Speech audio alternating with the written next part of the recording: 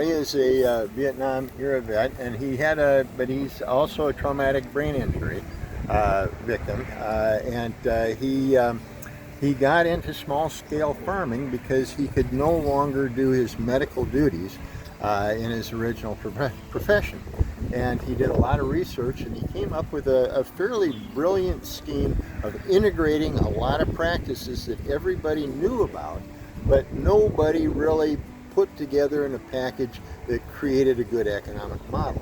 So Ray, can you tell me a little bit about what you did, how you did it, and maybe give us a cook's tour of what's going on here? After retirement, I was doing school gardens and church gardens and meeting all the community volunteers. And one trouble we had there was land access and the cost of inputs and water.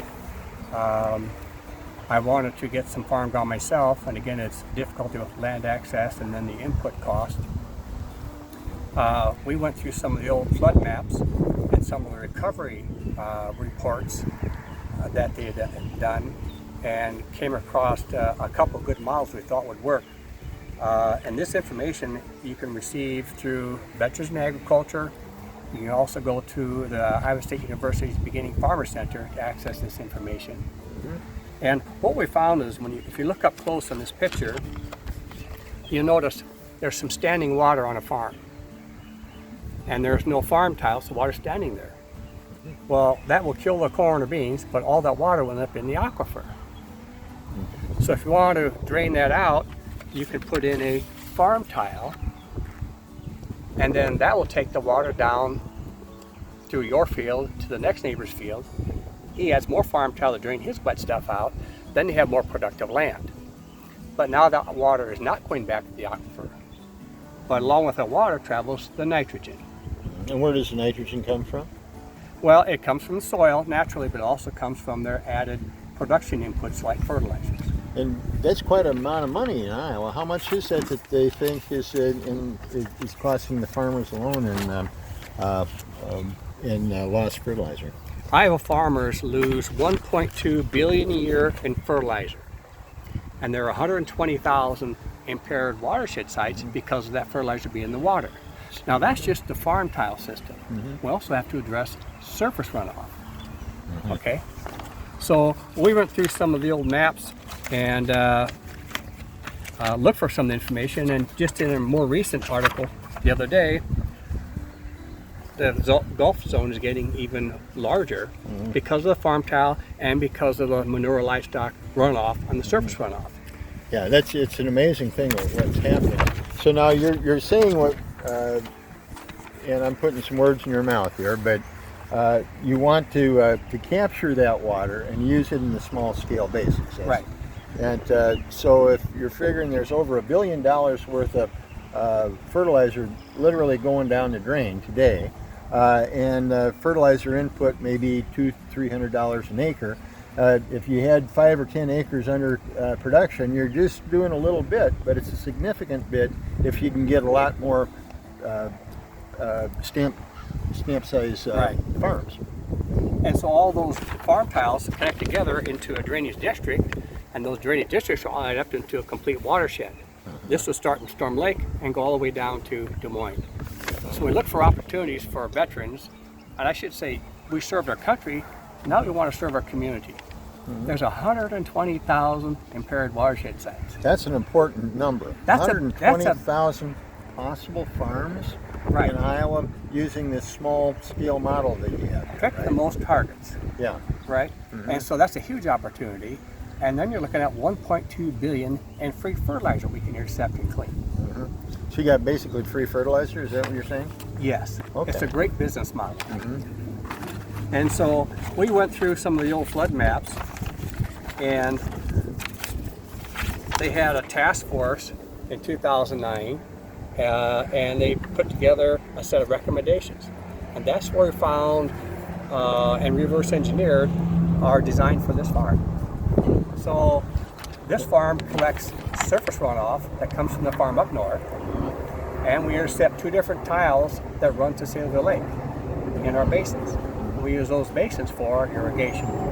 So now this model that you reverse engineered, you told me earlier that came from a study Yes, from the 2009 Task Force for Rebuild Iowa office. We're right on the edge of one of your properties here, or one of your neighbor's property. And I know you want to give us kind of a cook's tour of how you did it, what's out here. Can you do that for us? Yes. Those tiles on those farmsteads all run downhill. It's all gravity fed. It's low tech. And this water, rather than be discharged in a stream or a lake, we have algae blooms. It's nutrient dense. But if you keep it on site, you can rebuild your soils in short order.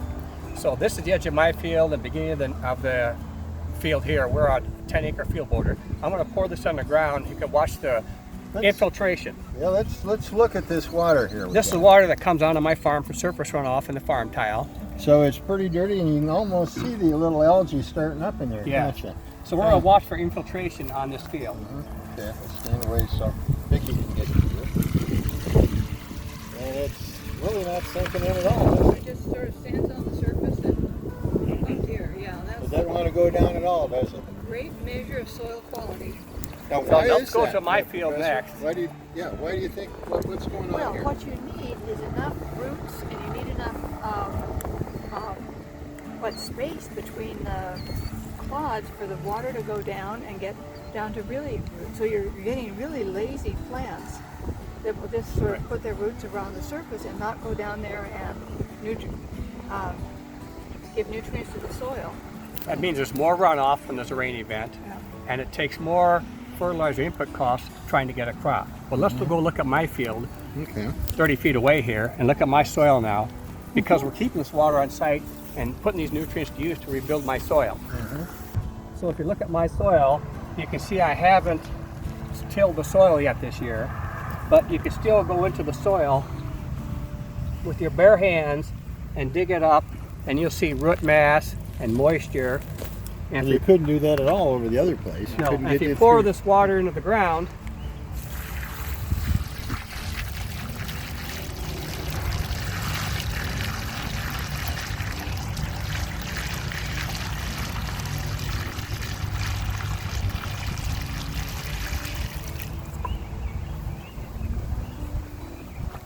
it quickly infiltrates and soaks in, and you'll have that in your soil for your plants to grow. And that's a full bucket, this one. The other one was a half bucket. So so you've got really a dramatic difference in You can see the- rapid infiltration. yeah, so that was compacted over there. This is non-compacted. And you'll notice he has a soil covered. So, so when the wind blows, which we were noticing it does, that soil will stay on the ground.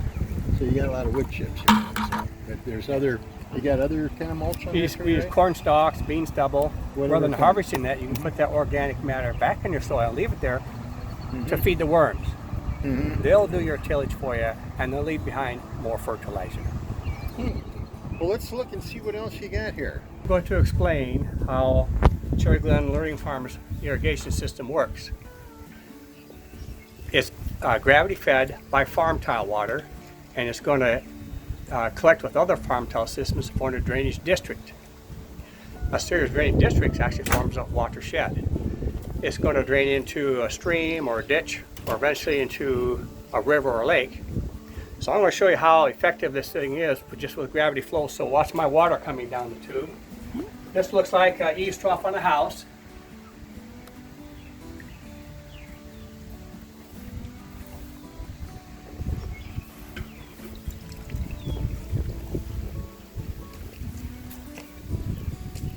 So you have, like this is a representation of something we're looking at right here, isn't it, Ray? Right. So maybe now that you've seen this, which is a real simple concept, how does it relate to where the tiles are and where the little white tub is? We see a pond out back, and surface runoff comes into this pond. Looks like coffee. High phosphate, high silt load. We stop it here rather than have it drain into say of a lake. We also intercept a farm tile that starts miles away. It's all heading downhill. It's all going to end up in the Gulf. We intercept that. The whole 10 acres is irrigated. We use a rainbow irrigation system. And now our discharge will look like coffee. Our discharge is crystal clear and tests 1 point above tap water for nitrates. 40% of the water we use ends up back in the aquifer clean. Nobody else is doing that. Consider this, 120,000 opportunities to start a new farm business that will have no overhead, no operating expense, because you get free water and free fertilizer and clean discharge downstream. I'm going to show you how our system puts out water. It goes through the north fence, it goes to apple orchard, to chestnut trees, and so I don't have to wrangle hoses all the time and have crop damage because of it. It takes the work out of it. But when you look at the rural neighborhoods, one of the bigger hazards is fire. So we can have these basins all over the place, accessible to reduce fire hazard in the rural counties, reduce our insurance. We stop road damage, we stop culvert damage, we stop buildings flooding downtown. We had a 10-inch rain in the summer, and down this 10% grade at my neighbor's house, he used to get mud at his garage doors, which are 200 feet from my fence. And there's a berm to take the stuff into a 36-inch tube. We had a 10-inch rain, and he came home, his driveway was clean. The neighbors were flooded from the other field.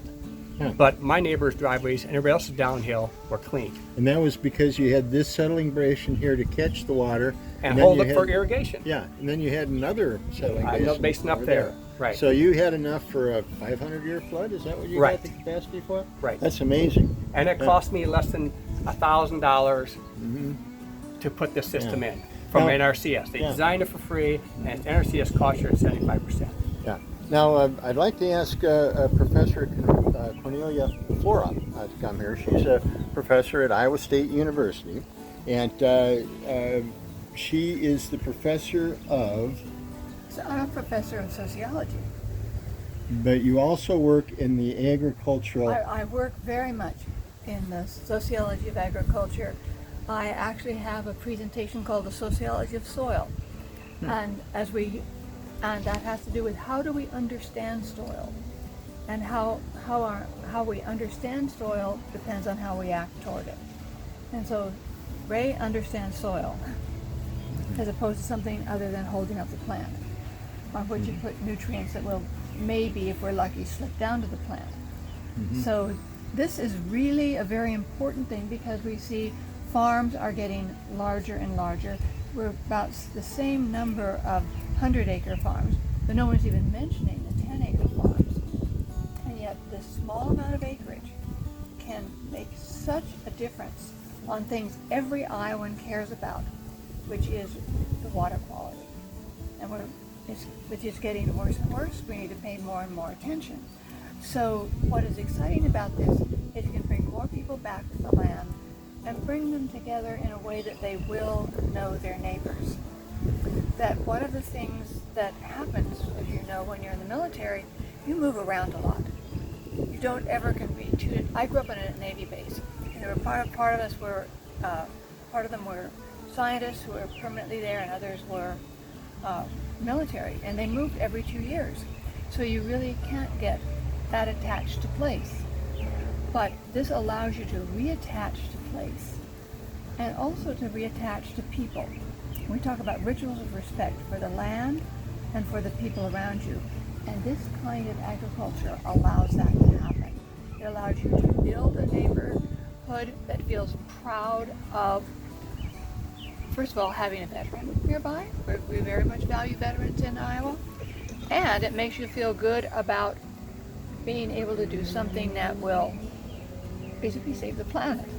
Okay, so we're getting people, we're getting lifers to move back to rural Iowa and fall in love with what the land was in pioneer days, basically. Right.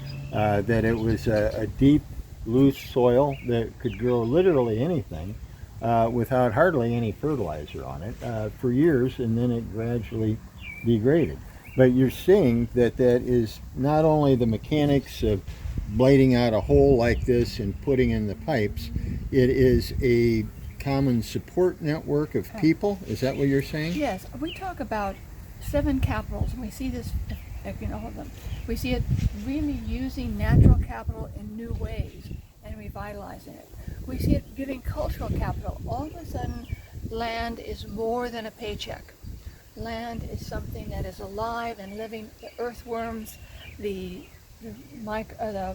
bacteria in the soil, those are all important for growing healthy food. Then we're very interested in human capital. What do people know? And people from the military know an awful lot. And so it's respecting what people know and how they can do it. Then there's social capital, and that's the relation among individuals for mutual support. And this kind of farm can really build that. I mean, your relation with your neighbors is just pretty amazing, and they don't have to get angry at somebody's field getting around it. Then we look at political capital. There's got to be policies in place that help support that. And Ray has described how, for example, the Soil Conservation Service has been very, very helpful in helping figure out how to put this together. Then there's financial capital, which is, as we point out, people don't retire with the military with, millions of dollars. So you need something that is both affordable but can also generate income.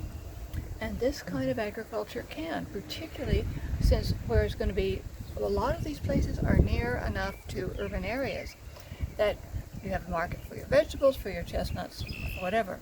And then the final thing is build capital. And you can see that you need to build stuff here. I mean, this doesn't just happen. It's not that you just stop doing stuff, it's that you start doing new stuff. And so building the pond, these are all really important pieces of it. So we get a system, and the system and you look at it so each part helps the other part. So I think this is really exciting.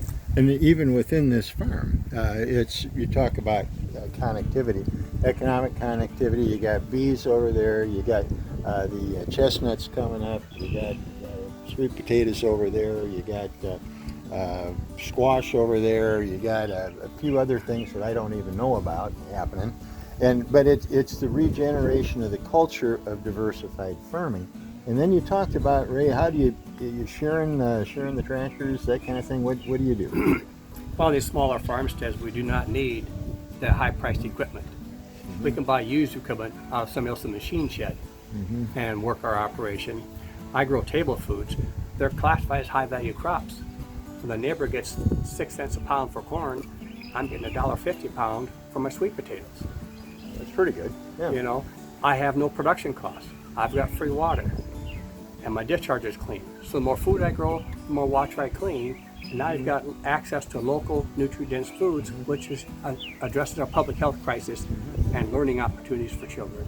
And we didn't even talk about Ray's solar pump that he uses to pump his water on. So it is you've taken advantage of everything you possibly can within this 10-acre patch and turned it into something that somebody can make a living on. And if you're a PTSD veteran or somebody with traumatic brain injury, you can be alone, and that's really important for some people, to be alone. They don't have a boss looking over them. They can do it all in their little plot, and nobody will bother them. I enjoy being a resource for the community. We do a lot of programs for school kids out here. We got the government support for the STEM project in Iowa, helped get that done last year. This is an opportunity for civilians too, where the horticulture students or FFA kids. These sites, there's 120,000 sites in Iowa, all across Iowa. They're everywhere. And I'll just show you how much water we can put out with the irrigation system. And the water keeps coming and coming. We might as well intercept it and use it. Before you do, the DNR has a map that shows all the impaired watersheds in Iowa. They've also documented 120,000 sites. What we want to know as veterans, we've been overseas, we're building countries over there, we're building economies. We come back and see Iowa, worse than when we left. We want to know where all those sites are at. You don't have to take school money to clean those sites up. We want to buy them. I've got civilian friends who want to buy a site like mine and use that water to clean it and grow table foods. So we'd like to be able to go through the legislature or through the DNR's office and have access to where those locates are at, all those impaired sites, and clean those up for those farmers. Yeah. Clean up the surface runoff and clean up the farm tile. And the thing is land is incredibly scarce in Iowa. If you look at the demand for it, although the prices are now dropping because of what's going on with commodity prices. But if you're just going to buy 10 acres from somebody at a place that's problematic, it's probably a lot easier to buy that than go in and buy a whole farm. And at the end of a tile might be just the place where nobody really wants it. It's in the corner of the tile or it's on the corner of the farm. It's on the edge of the farm. Right.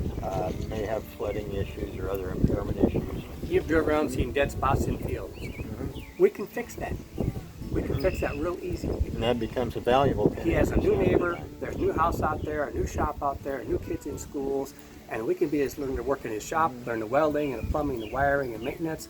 We can be a part-time employee. You know, Yeah. and this is permanent.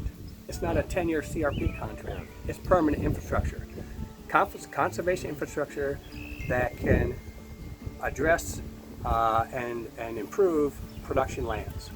Okay. Let's look at your pump over here. Let's. You want to push water to the 10-acre farm, or you want to fill the 150-gallon water tank, or the neighbor has a fire, he can go to 2 or 3 of these places and pull out tens of thousands of gallons of water in minutes. Wow. We can do this all day long because the water keeps coming. This is just a little different sociology, right? We called the plans for this farm out of the 2009 Rebuild Iowa project. And they talked about creating multidisciplinary, multi-purpose wetlands to enhance production lands and maybe even entrepreneurial opportunities. That's just what this is. I would like to also note that it was at the 2016 Global Food Security Consortium. They took these same plans and are doing overseas to rebuild the business models in farming and food production overseas as a business model. Now their cleans are streamed. Now they've reduced their flooding. It came in the same handbook. And they've also brought together a series of outcomes. They've studied the outcomes. And this model we're doing here, overseas, reducing nitrogen by 95%, reducing phosphates by 85%. It boosts food production 250%. And these are high-value table food crops. The one thing I'd like to say is this really does have a lot of hope for rural areas, or as we are here, suburban areas, that we can coexist and learn from each other, and also supply, as you pointed out, you're getting good help, you're getting people who can get excited about where they are and know they're contributing to it. So I think these are very important community building, regeneration kinds of activities. So we're with Phil Turner, who is a major in the Iowa Army National Guard. But more importantly, today he is on the board of the Veterans in Agriculture. Could you get just a squeeze in on that, Vicki? That's and that is a real important organization. And I'm going to ask you, Phil, to tell me a little bit about it and what your organizational goals are and what your personal goals are. Sure. Thanks for the opportunity. The goals and task and purpose of Veterans in Ag within Iowa is to connect veterans of any branch back with the land of Iowa. And we do this through a variety of partnerships, collaborative meetings, collaborative outreaches, and partnerships with other organizations to promote farming as a means for veterans to reconnect with people, reconnect with community, and become better citizens and persons. Well, how does that goal connect with a postage stamp size farm? Like it's a little more than 50 at Cherry Glen Farm. But how do you see that connection between that soldier coming off of active duty and the state of Iowa and re-energizing rural America and cleaning up our water? So one of the main things that's accomplished by our partnership with Dr. Meylor's farm is he has basically a learning lab where veterans have been here many times before to learn about all the different techniques that Dr. Meylor's learned about.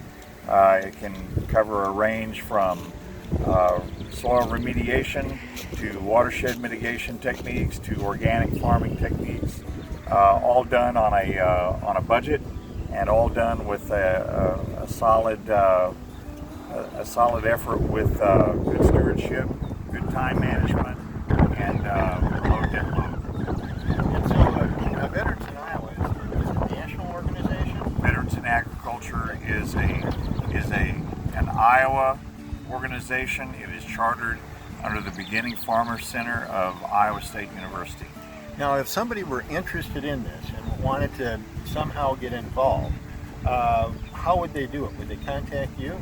Actually, not just me. They can do a Google search for veterans in agriculture, and there are plenty of search engine results out there that we've noticed, and they can reach our executive director, who is Beth Graybow.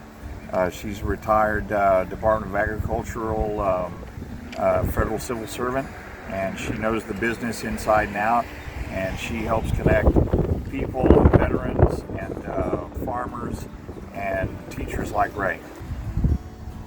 Hi, this is Bob Kraus, and I've just given you a real good rundown with Phil Turner, with Ray Meylor, with Professor Cornelia Flora, and my friend James Marin on veterans in agriculture and how small-scale sustainable farming can not only help get rid of water pollution in Iowa, but it can also revitalize rural Iowa. Thank you very much.